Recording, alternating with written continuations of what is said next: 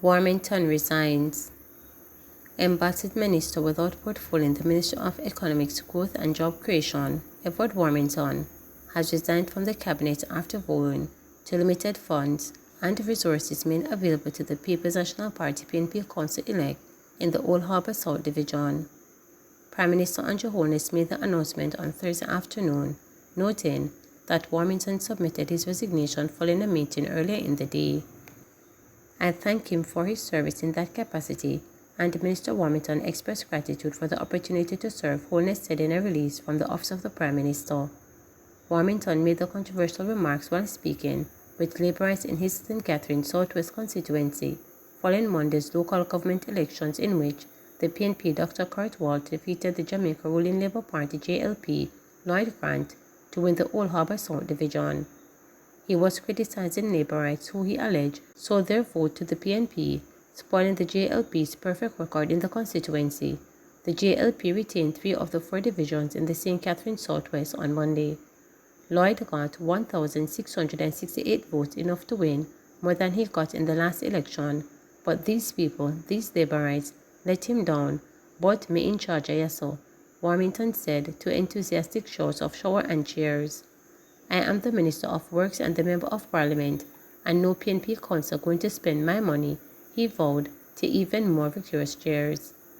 Late Wednesday evening, Warmington issued a statement to join his comments, which were widely condemned by several bodies including the Private Sector Organization of Jamaica, Jamaica for Justice, and the opposition People's National Party, which demanded his removal from cabinet. This is not Warmington's first brush with controversy. During a tour of Portland East on May 3rd last year, Warmington was seen angrily berating council candidate for the Fellowship Division, Colin Bell.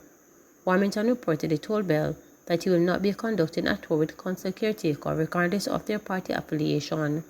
But Bell has insisted no one in the PNP will cower to Warmington. "Warmington, nobody over here so no afraid of you," he declared, adding, "You no have no manners, you're out of order." In the past, the National Integrity Action had upbraided Warmington's behavior and said its outbursts highlight the need for measures to be taken in constitutional reform for an MP to be recalled for atrocious behavior. In April 2015, Warmington had a run-in with journalists who were covering the opposition JLP's caucus that month.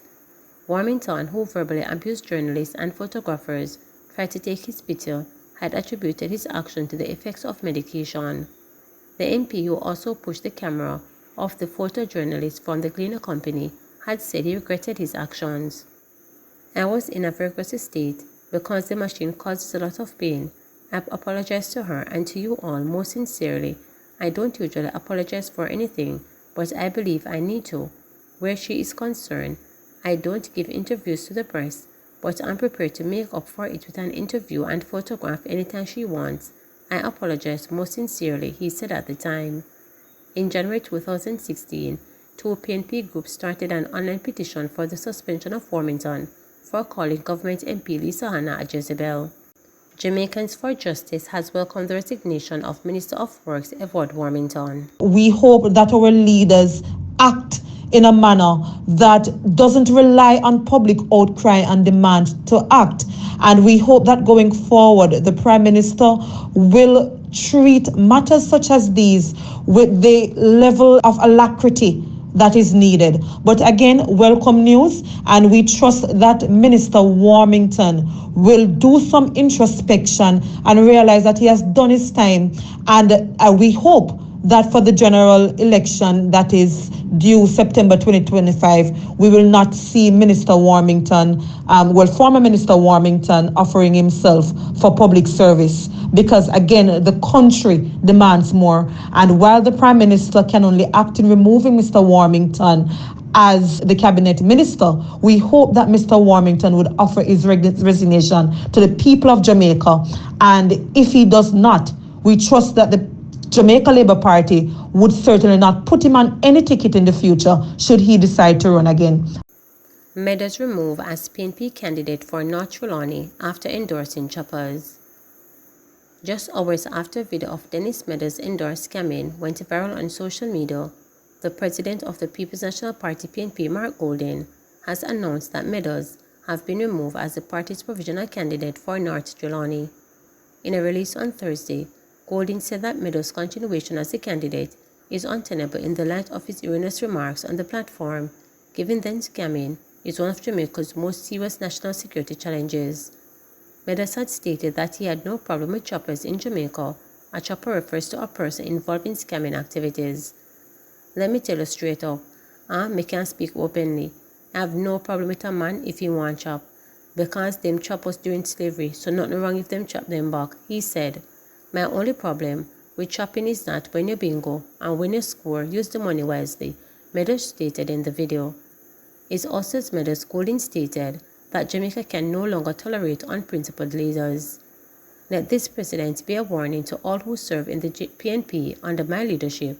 We are demanding higher standards of accountability. Jamaica will no longer tolerate weakness, unprincipled leaders who say one thing but do another. Jamaicans deserve better, and I will give it to them. Meadows resigned from the JLP in March 2022, following what he described then as a toxic relationship. He joined the PNP in October and moved up the hierarchy of the party, becoming chairman of the constituency and now caretaker candidate. Meadows has made 3 trial failed bids to win the constituency. Kingston East Police uncover what they believe to be a car stealing ring. The Kingston East Police have uncovered what they believe to be a car stealing ring. Several scrap vehicles, car parts, and license plates were found in Melbrook Heights in Harborview, Kingston on Wednesday. Crime Officer for Kingston Eastern Deputy Superintendent of Police, DSP Colin McKenzie, says the discovery was made during a patrol of the area at about 5:30 p.m.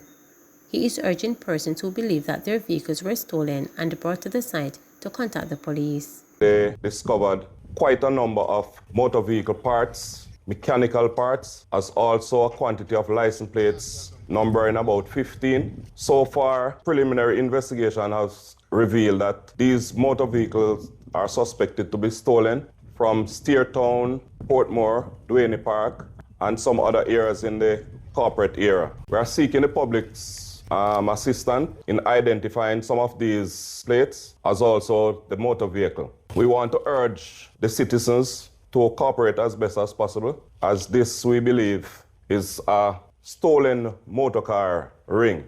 We're asking the public if anyone has suffered such a loss, we're asking them to contact the Elliston Road Proactive Investigative Unit or myself at 997-8884 or the Police Emergency 119 number, and you will be so informed. Mechanic gunned down at work in Ocharias. A mechanic was gunned down in Ocharias St. Ann on Wednesday evening. He has been identified as Chadwin Gale, otherwise called Scary, of Jacks River St Mary. Reported that about 8:30 p.m., Gale was operating a motor vehicle on Millwood Roads in the vicinity of a garage when he was approached by a gunman who opened fire, hitting him multiple times.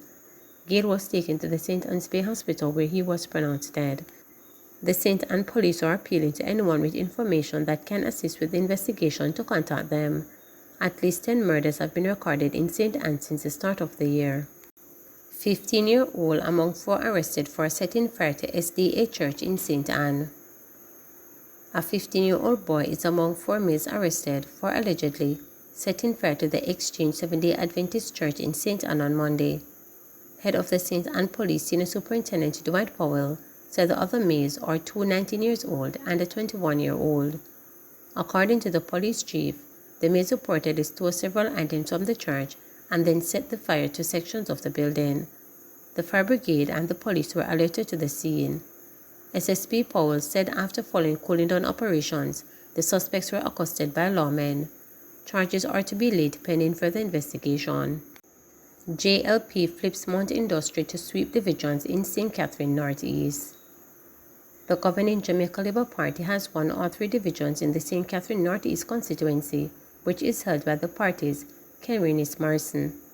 Following the completion of the official count on Wednesday, the Guys Hill division was declared for the JLP Joseph Johnson, who polled 1,864 votes, to defeat the PNP representative Winston Chambers, who grabbed 968.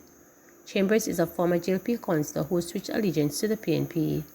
Independent candidate Leroy Dunn, who is also a former JLP councillor, mustered 155 votes. In the Trojan Division, the JLP's Robert Grandison, with 1,380 votes, beat the PNP veteran councillor William Siltall, who registered 1,161. The JLP had control of both the Trover and the Kaisel Division going into Monday's local government election. However, the party managed to flip the Mount Industry Division, which was previously held by the PNP. In that division, the JLP Carl Davis, with 1,640 votes, overcame the PNP Roger Curley, who finished with 1,377 votes.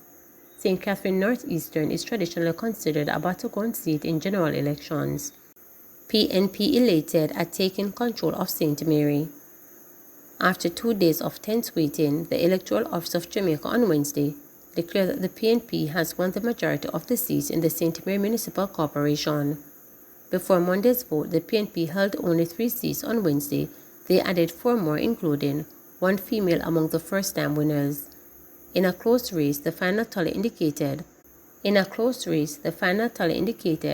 that PNP won 7 divisions to the Jamaica Labour Party 6.